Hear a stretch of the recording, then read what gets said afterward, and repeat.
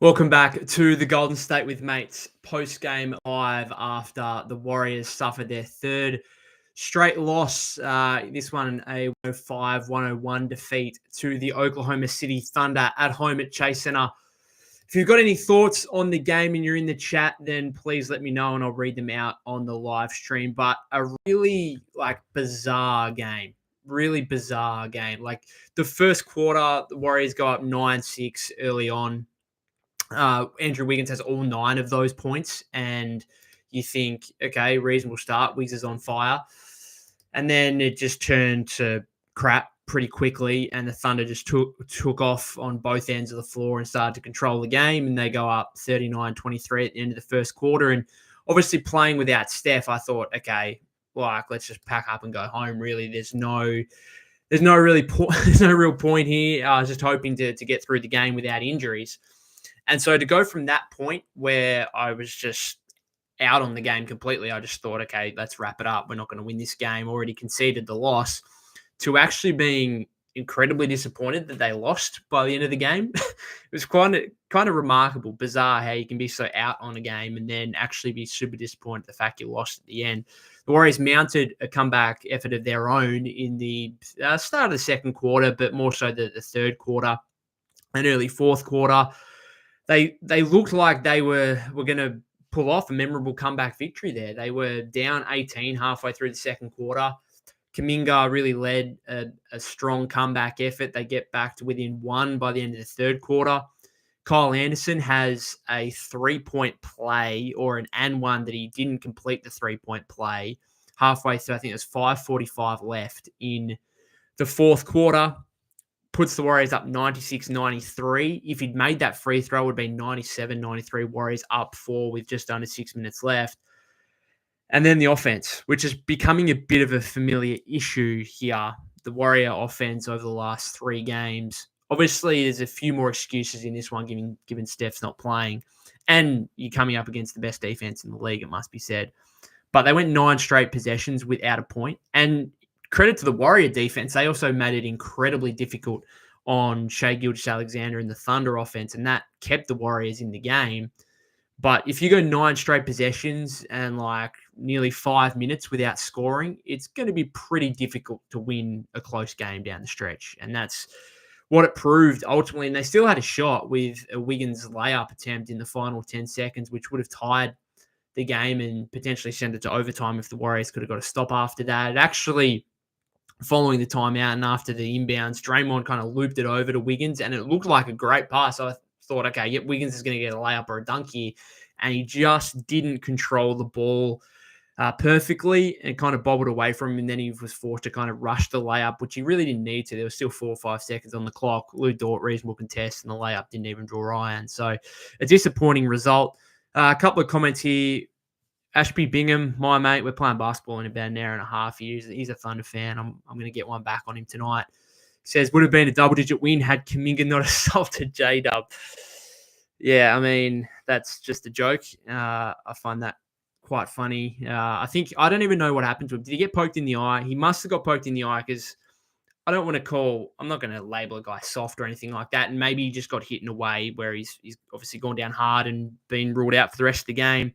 But watching it on replay, even Bob Myers on the commentary, on the commentary said that, hey, he didn't really get hit that hard, should be fine. And then Jalen Williams goes back to the locker room and isn't seen again. It was a bizarre incident. That Kuminga dunk was huge. Real vicious slam to end the first half, which gave the Warriors a bit of momentum. They found themselves down 12 at halftime, which, in all honesty, was a good result. The way that first half went, they should have been down probably 20-25 at halftime. And so to be down 12 was a bit of a miracle. And then that Kuminga dunk was huge and kind of, I think, gave them some momentum going into the third quarter, where Kuminga again had 10 points in the second, 9 points in the third, and he really led the comeback effort. But it was also the Warrior defense. I mean, they kept the Thunder to 105 points after going for 39 in the first quarter. They were locked down, and Shea really struggled.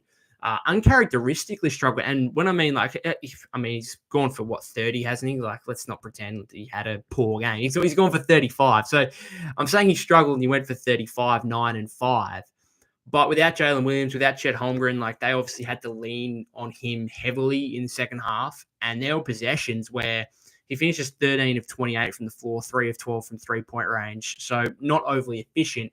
And there were not just some misses in there, but there were like some air balls and some shots from Shea that you just wouldn't necessarily see in a normal scenario. I think he was getting tired. So credit to the Warrior defense there. Draymond Green, I thought, was huge on the defensive side of the ball. He really locked in the fourth quarter and almost willed the Warriors to victory with his defense alone, which he's done plenty of times in the past. But unfortunately, usually he has Steph on the other side that's able to get a few points and get some buckets, and together they get the Warriors over the line. Unfortunately, in this one, they just didn't have any offense in the final 5 or 6 minutes, which is really disappointing because, as I said, I went from a situation where I was out on this game, thought, yep, this is our third straight loss, we'll move on, to actually, by the end of it, being very disappointed that they didn't pull off that victory, because you think with 5:45 to go, Shea looks like he's getting tired, struggling a bit. Isaiah Hartenstein played like the final 8-9 minutes with 5 fouls. He's in foul trouble. There's no Chet, obviously. Jalen Williams is out of the game now. It was really like, to me, it was Shea and Hartenstein and really no one else. Like Lou Dort was 1 of 5 from the floor. Isaiah Joe hit some shots, but mainly in the first half, I thought they really didn't have too much else offensively. And I thought the Warriors were in a good spot to win that game. And so it's a little bit disappointing that they didn't in the end, as surprising as it would have been to pull off a 18-point comeback effort without Steph. FTW Clan says he rushed it. That was in regards to Wiggins. If he gathered and pumped and went up strong, I think he could have finished. Yeah. He just, I don't know if he thought that the time, like there was only 1 or 2 seconds left rather than the 4 or 5 that he actually had. Could have gathered it, could have put his body into Dort, and certainly gone closer than what he did, where it was a layup that was never close. Frankie Clayton says Kerr took out slow-mo, a player on fire.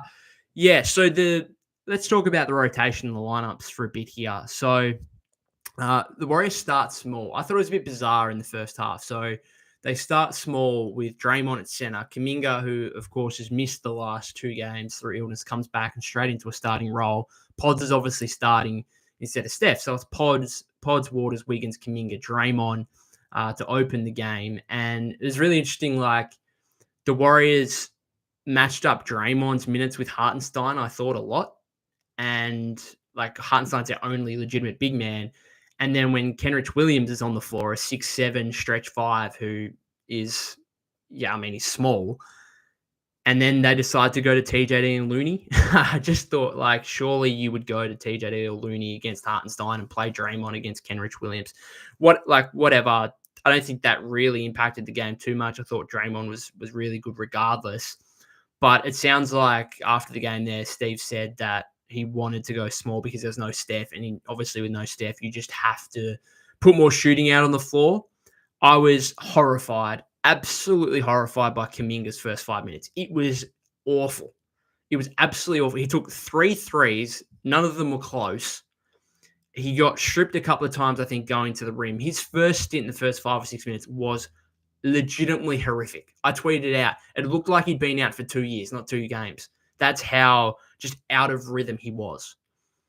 And so for him to respond like he did in the second and third quarter was excellent. He had 19 points in the next 2 quarters, including that vicious dunk, hit a few threes again, took too many threes, I thought, but it is what it is. And then the fourth quarter was disappointing again. So it's funny when you kind of look at his game. He goes 8 of 21 from the floor, 19 points, has a couple of turnovers as well. And you think, okay, 19 points on 21 shots isn't great. But if you watched the game, you would know that the Warriors just don't get close to winning that game if it wasn't for Jonathan Kuminga. So as rough as 19 points on 21 shots kind of looks, and some of the stuff early was just goddamn awful, I actually liked his game. I thought he was all right. So it's the same with, like, Wiggins goes 4 of 17, and yet I still felt more comfortable him taking shots and him getting looks more than anyone else. And I think that goes more to say about the Warrior offense without Steph, is that it's very Wiggins, Kuminga reliant, Buddy Hield when he's out there, and everyone else, it's just rough. It is really rough to watch the offense outside of those three guys. And even in this one, like Wiggins and Kuminga combined to go 12 of 38. 12 of 38. And unfortunately, they just didn't have enough offense. But yeah, you had that starting five. And then off the bench, I thought Kyle Anderson was excellent. And you're probably right in saying that he probably should have stayed out on the floor. But then how do you play him, Kuminga, and Green? Could you have done that? Slid Wiggins to the two, maybe taken Waters out.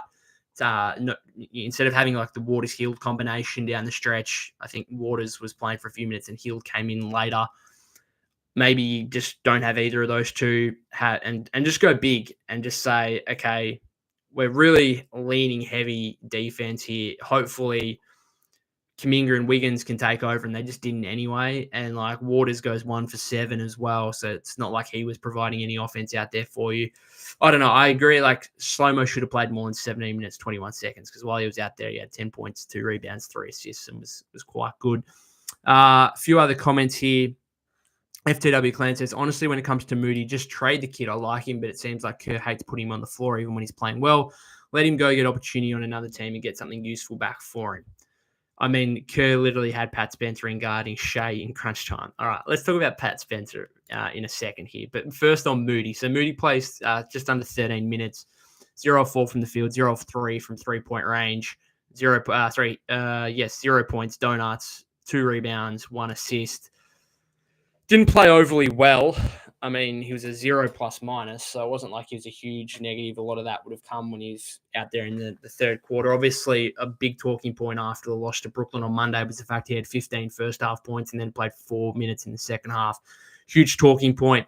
I think he just wasn't playing overly well in this one, so I'm not as not as critical of Steve Kerr not playing Moses more in this game, but it is obviously a general theme that he could probably play more. I do wonder why he's playing 13 minutes. And again, this is more a general theme, not just this game, because this game you can argue, well, Moses just didn't play well, so that's why he only played 13 minutes. But if you look at the minutes over, since Melton was out injured, I was surprised after Melton got injured that Lindy Waters got the nod over Moses Moody in the starting lineup. And if you look at those minutes since Melton went out, I'm not sure what they are, but I think they would be fairly similar to what we saw today, where Lindy Waters played over 24 minutes and Moses played 13. That's weird to me. I don't think there's a world in which Lindy Waters III should be playing 11, 12 minutes more than Moses Moody. And Waters, I'm sorry, it was nice while it lasted. He had that huge game against the Pelicans. His shooting is just not there at the moment. He made one deep one off a Kuminga offensive rebound in this one, and that was about all I can remember. Really, I mean, that was all he did from a scoring standpoint. He went 1 of 2 of the line, sorry. So he had 4 points, 1 of 7, and all of those were 3-point attempts. So the Moses stuff, I don't have much of an issue necessarily with him only playing 13 minutes because he didn't play well, but I have more of an issue with the fact he only played 13 minutes when Lindy Waters played over 24. And even Buddy Hield playing 23 and going 5 of 8, 17 points in a game where you're really struggling for offense, you probably have to question why Lindy Waters played more than Buddy Hield in that scenario. Maybe it's just the defense, the size. We've seen some defensive concentration issues from Buddy Hield throughout the last few games. Maybe that's a part of it, but then I think Moody could be out there. Maybe you could go really big and play Wiggins, Kuminga, Draymond, Slow-Mo kind of thing if you want to go big without actually putting a genuine center out there and still theoretically having 5 guys out there that can shoot or will take shots from deep. Just in terms of your Pat Spencer comments. So this was it was a bit of a meme, but he actually played well. So I saw some stuff. So Pat Spencer comes out, start of the second quarter, and it's whoa, okay, Pat Spencer time. This was correct me if I'm wrong, but I'm fairly confident this was the first time in his career he played legitimate rotation minutes that weren't garbage time at the end of games. This was his first genuine NBA opportunity, really. And he actually brought a spark. The Warriors looked kind of dead and buried. They were down 16 at the start of the second quarter, and he kind of provided a spark. Even just the time where he looked for put up a running floater, looked for contact, was real mad about it, went down the other end of the floor and was just absolutely cracking into the official to the point where he got a technical foul. Even just that was just like, well, at least he's bringing something here. Like he's bringing some energy. He's bringing something different. It made Steve, like during the timeout, the next timeout, Steve got up with Draymond, with Steph. The three of them walked over to the ref. You very rarely see that. They start having a crack at the ref for that non-decision on a Pat Spencer drive. Like, you've got these three, like the three core members of the franchise, the head coach who's been there for 10 years, Draymond and Steph, who have both been there for over like 12, 13 years. And you've got them, all three having to go at the official because of a non-call on a Pat Spencer shot attempt. I don't know. That was like, it kind of turned the game a little bit. And it was a bit of a running meme, as I said, because I saw some stuff on social media saying, Steve Kerr will just play anybody and Warriors are just allowing anybody to play. And people saying, guy must have won a halftime competition or something to get minutes. It became a meme on social media, but he actually played well. And he finishes with 6 points, 4 rebounds, 3 assists, 2 of 5, 2 of 2 from the line. And get this, a team high +9. Imagine saying that. Imagine saying the Warriors are playing the Thunder, the two best teams by record in the Western Conference, or at least they were before this game. And Pat Spencer is going to be the Warriors' best +- in a game they nearly won, and they probably should have won. That's kind of remarkable. Just think about that for a second. FTW Clan says, I guess Kerr likes Waters' defense more than Moody because Moody is definitely a better overall scorer. I think, obviously, Steve knows a gazillion times more about basketball than I do. And that's probably part of it. I agree. He probably sees Waters' defense and thinks he's a bit more stout than Moody, doesn't make as many mistakes. But I actually, like, from just a fan's perspective and a guy who tries to analyze the game but clearly doesn't know as much as guys actually in the league, and Steve Kerr obviously was a 4-time championship winning coach, I don't think there's that much difference between Moody and Waters defensively to the point where Waters is playing nearly double minutes than Moody in a game like this. I don't know. Tell me if I'm wrong. Maybe Lindy Waters is a significantly better defender than my trade. It just or trading him. It's very, very difficult now with the poison pill contract on him now after signing a 3-year, $39 million extension prior to the season. Makes it very, very difficult to trade him because obviously he's only on like $5 million or whatever this season. 5.6, I think he might be on. Not entirely sure on that, but it's between 5 and 6 million. So that's the outgoing salary for the Warriors. And then for the incoming team with the poison pill contract, it's got to be the average of the 4 years. So the 3-year 39 plus the 5 to 6 million, which is, so let's say it's like 45 million. So it's about 11 to 12 million that the incoming team has to take on. And then that makes it very difficult to orchestrate a trade with the teams that, I mean, there's just not many teams, if any team. I think there might be 1 or 2 that have available cap space. Makes it very difficult. A couple other comments here. Flair says, we need to make a trade for a consistent 20-plus scorer so our offense doesn't glitch out. I mean, this is what I was kind of saying throughout the entire offseason, and clearly the Warriors think it's an issue too, given they tried desperately to get Paul George and Lauri Markkanen, and throughout the first 15 games, you could say, it felt like the Warriors fell into the right decision. I'm not going to say made the right decision, because if they had their way, they would have probably Paul George and Lauri Markkanen on the team. They probably fell into the right decision of having greater depth on the roster and all these different options, rather than having another guy that might be considered a second star, but gutting their depth in doing so. But these last 3 games where the Warriors have surrendered 17 and 18 point leads and then have a real opportunity against, arguably the best or the second best team in the league, have a real opportunity and just can't capitalize because they don't have that go-to guy.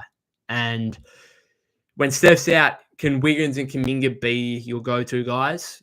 They had their moments in this game. I think they actually played better than what the box score suggests, and they're more impactful than what the box score suggests. But it doesn't really fill you with an entire load of confidence that with those guys being your go-to guys down the stretch, that you're going to win games in tight situations. Doesn't really fill you with a whole lot of confidence. S says Kerr sees a player shooting well and benches them. No trade is going to fix that type of coaching. I knew this was going to be the case. I knew once the Warriors started losing some games that Steve was going to cop some criticism. And I'm not saying that's not warranted. That's, if you think that Steve deserves criticism, then that's absolutely on you. That's your opinion. And I agree with it to a sense, but I also agree with it while at the same time feeling sympathetic for the fact he has 12, 13 rotation players. Even a guy like Pat Spencer in this one comes out and actually looks like a viable NBA player. Like, it was not a disaster, those minutes. He was a +9 in 14 and a half minutes. They were not a disaster. Those minutes were actually good. You could have argued that Pat Spencer should have played more. And so the Warriors have all these guys who are legitimate rotation options, and Steve's got to pick only 5 to be out on the floor at any one time. There's always going to be some controversial decisions. And as I keep saying, I've said it multiple times now in the last few episodes, it's a win-loss business. You win games, you get away with those controversial decisions, right? Because you won the game. You lose those games, those controversial decisions, fans will point at those and think, what the bloody hell are you doing? And that's going to start to become an issue, right? So that's just how it rolls, right? I think we got to remember, like, ESPN did their poll the other day of all the NBA individual awards and who would win them today if the season ended. And Steve was ranked 3rd in Coach of the Year. Like, he's a genuine, at least up until these last 2 or 3 games, he was considered one of the front runners for Coach of the Year. And he certainly wasn't going into the season. So most people would say he's had a very good first 14 to 15 games. Does 3 losses change that? I think I want to hold off on too much criticism. Like, people just go over the top, just saying, like, Warriors need to fire this guy. He's what's holding the Warriors back. Okay, I understand the criticism, but it's also like, you're 12-6. You probably should have won this game. You should be 13-5, equal top of the Western Conference right now. It's not Steve's fault that maybe it is to a degree, but I don't give him too much blame for not being able to score down the stretch. I just think there's a lack of personnel there. I just don't think Wiggins and Kuminga are absolute top-tier go-to guys in crunch time.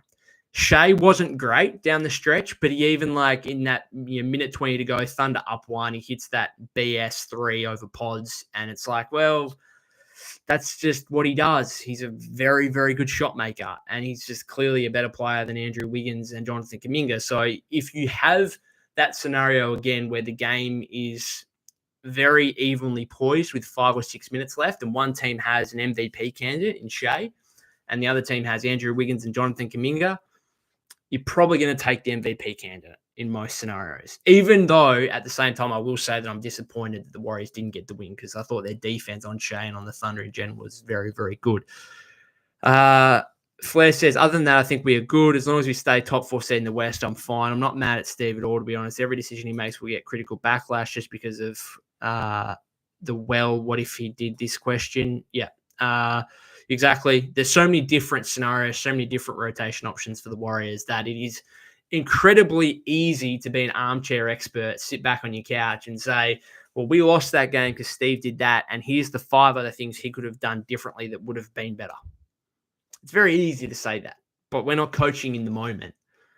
And so there's obvious things. There's some obvious things where you're just like, that doesn't make any sense. Like Moses playing 4 minutes in the second half on Monday, that's obvious. Okay, you can criticize Steve for that, I think, and say that's just wrong, right? You got to ride the hot hand in that scenario. But in terms of, like, someone said it before, Frankie Clayton said it in regard to the Kyle Anderson thing. I probably agree that Kyle Anderson should have played more, but I'm not going to absolutely get on Kerr for that. I don't think it's an egregious mistake by any means. And that's the thing. I think if there's an egregious mistake, like there was on Monday with the Moody stuff, then that's when I think you can be critical. When there's little ticky-tack ones where it's like, well, if he did this, maybe it could have been a better result, then I don't really want to hear about it. I'm not really going to complain about it too much. Drew says 2 days of heartbreak until next game. Yeah, we've got the Saturday game against the Suns in Phoenix, who just lost to Brooklyn, which makes me feel a little bit better about the Brooklyn loss. The fact that the Nets have gone into Sacramento, into Golden State, into Phoenix, and won all 3 games. And did they win all 3 by double figures as well? Oh, sorry, they beat the Warriors by 8, not 10. That's the Spurs won by 10. But yeah, they beat the Suns 127-117. I did actually watch the last couple of minutes of that while halftime was on in the Warriors Thunder game, and KD turned his ankle late, so fingers crossed for him. But there's a bit of a watch there on his status, I suppose, before that game on Saturday. And of course, Steph sounds like it's not too much of a concern with that. What do they call it? Patella femoral pain or something like that. Doesn't sound great, but it just sounds like a bit of a knee soreness more than anything. And sounds like he's probably going to be right to go on Saturday to face the Suns. And clearly we're going to need him, because this is the issue, is that the Warriors have been excellent to start the season, 12-3 to begin with. And then they've now dropped 3 straight, 12-6. And if you go on any kind of extended losing streak where you lose 4 or 5 games in a row, then you're going to go from the top to somewhere near the bottom rather quickly. And if you look at let me just look at the standings right now. I think the Warriors are only like 2 games up on the 10 seed or something like that. So the Warriors are 3rd. Houston are now 14-6. They win back-to-back overtime games, beat Philly again today. So they're 14-6. The Thunder are 14-4. Warriors are 12-6. Grizzlies 12-7. Lakers 11-7. Clippers 12-8. Nuggets 10-7. Mavericks 11-8. Suns 10-8. Spurs 10-9. So 10 teams all above 500. So yeah, you've got the Warriors 2 games back, I suppose, from the Thunder, and then they are 2.5 games ahead of the 10 seed Spurs. Again, like you lose, and I spoke about last podcast episode yesterday about the schedule coming up. Warriors need to be careful. Warriors need to be careful, because this can go, I'm being just serious here, I'm just being realistic. This can quickly go from a team that was on top of the Western Conference to a team that is, again, just battling to make the play-in tournament and is 9th or 10th. It could happen rather quickly. They need to, and that's why I'm also disappointed about this loss, because they had an opportunity, and not just an opportunity to beat the Thunder, who are obviously a Western Conference rival, who the Warriors would have tied them for equal best record in the standings right now had they won, but to snap a 3-game losing streak and just kind of get out of this funk with a win. I'm nervous right now. And I thought they played okay today. I thought their defense was excellent. Thought they brought the energy and the intensity after the first quarter really well. So I thought they played pretty good. Like, without Steph, I couldn't have asked for much more. But again, that doesn't mean I'm not disappointed with the ultimate result there in losing the game by 4 and having the opportunity. Just a couple of things before I'm going to finish this up fairly soon. FTW Clan says, how did we shoot from the line tonight? I think it was okay. I don't think it was too much. Wiggins missed 2 in a row at one stage, but I don't think it was. The Thunder missed a few as well. I think Jalen Williams missed like 3 in a row in the second quarter. I don't think it was a game-breaking thing, was it? Thunder goes 16 of 26, 61.5%. And even Shea at the end there, the Warriors, Wiggins made a 3 to cut it to 1. And then Shea had an opportunity to extend it back to 3. He missed the first and only went 1 or 2, which obviously gave the Warriors an opportunity to either tie or take the lead in the final 10 seconds there, and Wiggins blew the layup. And then the Warriors shot 15 of 21. So the Warriors, they shot 71.4%, 10% better than the Thunder. So the free throw is not really an issue. Again, from the field, Thunder 45.9%, 29.7% from 3. Warriors 35.7% from the floor. They took 13 more field goal attempts than the Thunder. What was the offensive rebound count? Just having a look. Yeah, 18-8 on 0 boards in this game. Helped the Warriors get 13 more field goal attempts. They shoot 35.7%. And then 32% from 3-point range, which was Buddy went 5 of 8. So if you take him out, they've gone 11 of 42 from deep. Kuminga, 3 of 10 from 3. Is there ever a game in which Jonathan Kuminga should be taking 10 3-point attempts? I don't know. I saw that dunk in the second quarter. Like, just that level of athleticism, very few players have in the NBA. And then some drives as well where he finished. There were a couple of drives in the fourth quarter where he would love to have them back, where he kind of blew by Hartenstein.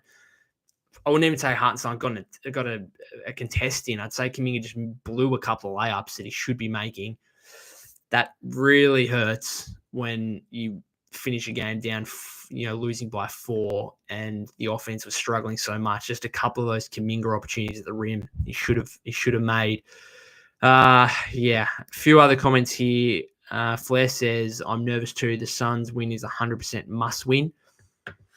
I don't think any game at this point in the season is a must win, but it is very important. There's little doubt about that, to again break this losing streak before it really becomes a problem. FTW Cleanse says, that's why the last 2 games where we choked double digits leads late in the third hurt so much. I absolutely agree with you. I spoke about it on the podcast episode yesterday. I said, that's the issue with losing those 2 games, is now you've got these 13 games coming up before the end of the calendar year. Plus, they're going to have a couple more games in terms of the NBA Cup as well, or whatever happens there. They'll obviously have a quarterfinal, and then if they lose the quarterfinal, I think they have another. There's an extra 2 games to be played there, right? Whether it's the quarterfinal and the semifinal, maybe even the final in Vegas, which actually is an 83rd game of the season. But they've got 2 other games, so they've really got 15 between, or 14 now after this game between now and the calendar year, and it's rough. It's a rough schedule, and that's why the Warriors will be very disappointed in those 2 losses to the Spurs and the Nets, because if all of a sudden you're 14 and 3 after 17 games, then you can afford to rest Steph, and you can afford to lose this game to the Thunder, and we don't really care about it too much. But losing this game now and being now back behind Houston and only a couple of games in front of like the 10th seed, it's not great. Drew says, stopping Thunder at 105, pretty good. Yeah, I thought the defense was really good. I think Warriors, I suppose, fortunate with Jalen Williams going out, because he actually had a really good first half. That obviously hurt the Thunder offense quite a lot. They just didn't have – it was just all Shea. All Shea and Isaiah Joe hit some shots, and Hartenstein had a couple of floaters off Shea creations. And I think Shea felt it. Like, I think he was getting tired. Even if Wiggins had made that layup and tied the game and we somehow forced overtime, I would have been fairly confident, because as much as I don't love Wiggins and Kuminga as the go-to guys down the stretch, it was legitimately all Shea and very, very little else for the Thunder, like nothing else. Berserk Monk says, hey, at least the Suns lost to the Nets. That loss doesn't feel as bad now. I said that exact same thing before. Brooklyn. Maybe they need to not be sellers at the trade deadline, actually be buyers and see if there's another star out there. They've obviously got all the picks and stuff that they got from the Mikal Bridges trade, which looks like a fantastic one for them. The Two Feta says, that was worse than a blowout. They had no business being in the game. They look like a G League team in the last 5 minutes. Yeah, I don't know if I agree with that, but I can get where you're coming from. Like, if they're down 16 at the end of the first quarter, and then the margin just remains somewhere between 15 and 25 for the rest of the game, you're just like, okay, whatever, move on. But again, now the fact that they actually got themselves back into the game, and they probably could have won the game if their offense was just even half decent down the stretch, that makes it disappointing. It does. Berserk Monk says, it's crazy that we had 10 more offensive rebounds. We also hit more free throws and still took the L. Yep, 35.7% from the floor will do that to you. All right, anything else here? Pods, quickly. Thought he was a bit better. 12 points, 8 rebounds, 5 assists. Just 4 of 10 shooting from the floor, though. 1 of 4 from three-point range. He'd go 3 of 3 from the line, so that's nice to see. The shooting is just... I know he made one in the second half there, and he kind of celebrated it quite hard because he hasn't been making any. The shooting's just not good. Like, he missed one early where I don't think it even drew iron. Like, it's an absolute prayer at the moment whenever he takes a 3. I'm sorry to say, it just is. You still got to think he's shooting like 19% from the seat for the season. You got to think at some point it's going to turn around. There's going to be an uptick here. because he's not going to shoot 20% for the season, surely. So there has to be a period here where he goes like 40% and lifts that up like closer to 30% on the season. Has to be. What I will say is that he's got some craftiness around the rim. Like, he's obviously not overly athletic, but he makes up for that.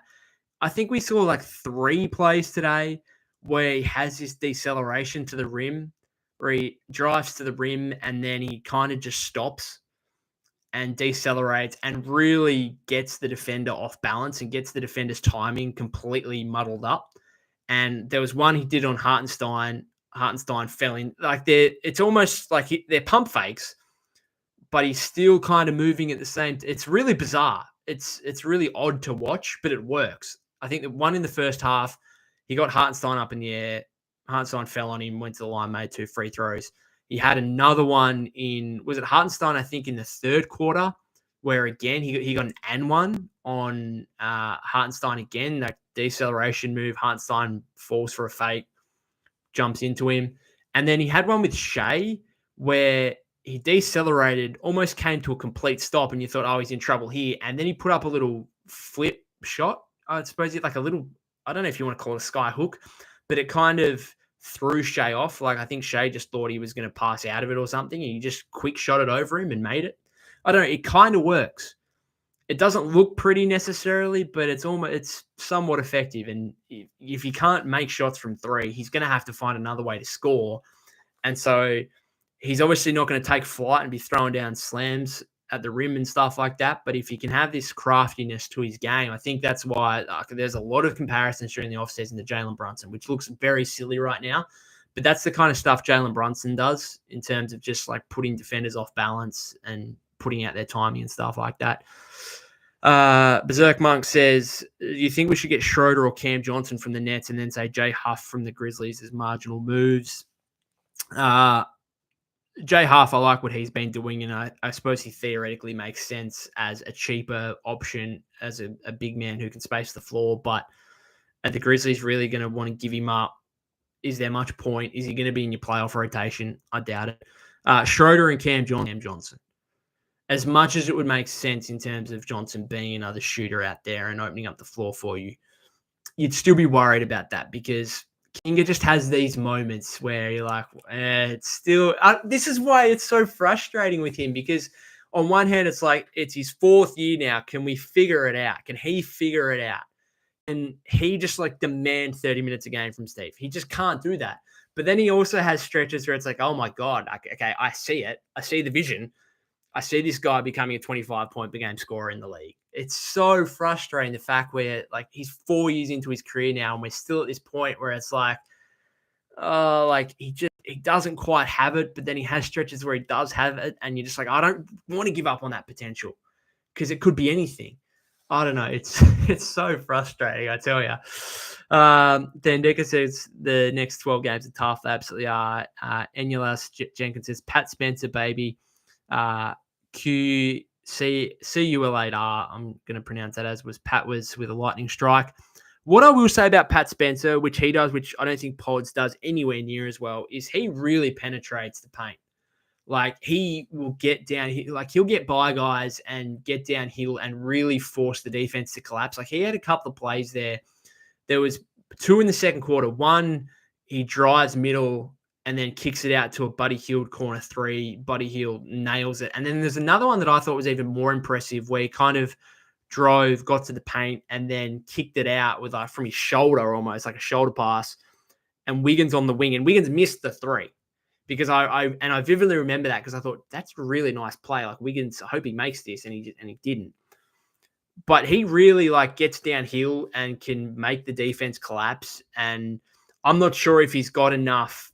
Like, he made a layup there in the third or early fourth quarter. It might have been early fourth quarter. Got to the free throw line in the first half on a drive.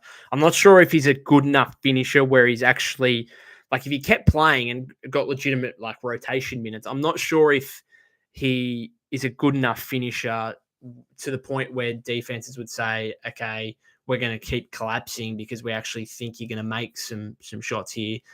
I think it's a guy like not many teams have seen. And when a guy gets downhill and actually gets by a guy and looks like he's going to have an open lane to the rim, clearly defense has just collapsed. And he does that well. He does that well. And that's something that Pods, when he gets the paint, it's all kind of in slow motion. And it feels like the defense isn't really like Pods can get to the paint, but it's not like lightning downhill.